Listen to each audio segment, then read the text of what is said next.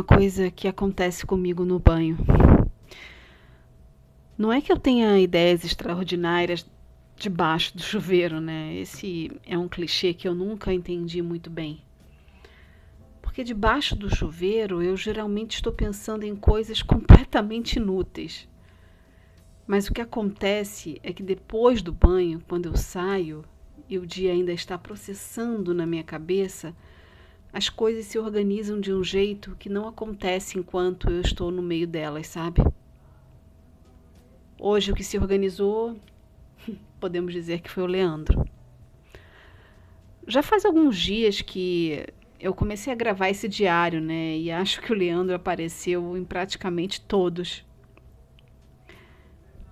Eu acho que eu não insiro ele assim de propósito, né? Ele simplesmente aparece, né? É o tipo de personagem, entre aspas, que ocupa espaço na sua cabeça mesmo quando não está presente, sabe? E eu decidi que hoje eu vou tentar articular o que eu acho dele. Não o que eu sei, porque na realidade eu sei muito pouco, né? Mas o que eu acho, que é diferente. E no momento é o que eu tenho, então vou tentar colocar para fora isso. Então, o Leandro, Tech Lead, há quanto tempo na empresa? Não sei. Ninguém me contou e, na realidade, eu ainda não perguntei, né? O que talvez seja uma falta de... Na realidade, uma falha, né? Uma falha de research minha que preciso corrigir. Bom, ele fala rápido, né? Muito rápido. Isso é uma característica que eu já percebi, assim, nos primeiros dias. O tipo de velocidade que pode ser sinal de raciocínio acelerado ou de impaciência com quem não acompanha, sabe? E às vezes são os dois na mesma pessoa. Nas reuniões, ele contribui pouco e com precisão. Aquela precisão cirúrgica. 2, 3 falas por reunião, no máximo. Mas quando fala, todo mundo para. Não de forma dramática, sabe? É mais sutil que isso. É, como eu posso dizer, é uma pausa coletiva, sei lá, quase imperceptível, como quando alguém diz uma coisa que você não tinha pensado e o seu cérebro precisa de um segundo para processar. Eu tenho 3 hipóteses sobre o Leandro. Como uma boa PM, eu vou apresentar as 3 com honestidade e sem confirmar nenhuma ainda, porque não tenho dados suficientes. Tá. Hipótese 1.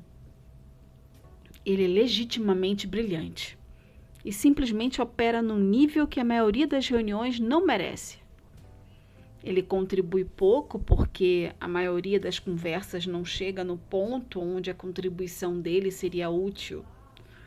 É o tipo de pessoa que aparece quando o problema fica difícil de verdade. Essa é a minha primeira hipótese. Hipótese 2. Ele aprendeu que falar menos em ambiente corporativo é estratégico. Quem fala pouco, raramente, diz coisa errada, né? Quem fala pouco parece ponderado. É uma forma de construir reputação de sabedoria sem necessariamente ter que demonstrá-la o tempo todo. Falar sobre esse assunto quase travou minha língua aqui. É uma estratégia legítima, diga-se, né? Enfim. E a terceira hipótese, e essa eu acho que é a mais interessante, eu acho que ele está entediado. Profundamente entediado. E o silêncio é a única forma educada de expressar isso num ambiente profissional sem queimar pontes. Pode ser qualquer uma dessas 3, tá? Pode ser uma combinação, pode ser uma coisa completamente diferente que eu ainda não consigo ver porque não tenho o contexto todo. O que eu sei de verdade é o seguinte: em pouco mais de um mês de empresa, o Leandro me tratou com respeito. Consistentemente. sem condescendência, sabe? Sem aquele tom levemente explicativo que alguns tech leads usam com PMs, como se produto fosse uma área que precisa ser educada sobre como tecnologia funciona.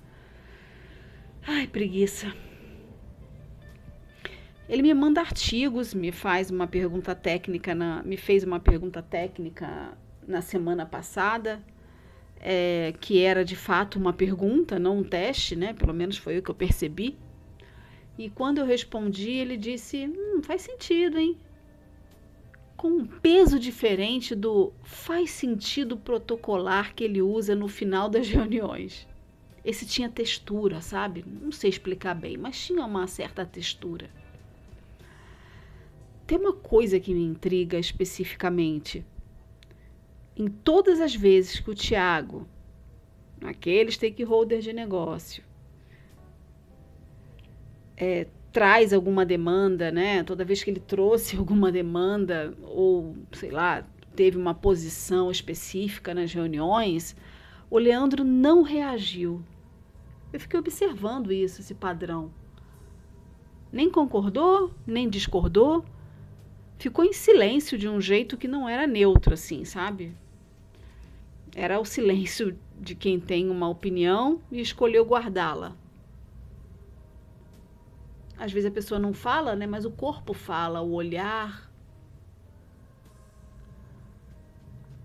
o jeito de como a boca se comporta, as mãos, enfim. Isso me diz que ele tem posições, só que ele as filtra. E que o critério de quando compartilhar e quando guardar é dele, não do ambiente. Isso me parece que pode ser maturidade, né? Pode ser cautela política, pode ser, sei lá, que ele já tentou falar antes e aprendeu que não valia a pena em determinados contextos. Enfim. Eu basicamente estou fazendo user research do meu tech lead, praticamente é isso aqui, desabafando. Entrevista exploratória, sem roteiro formal, baseada em observação comportamental.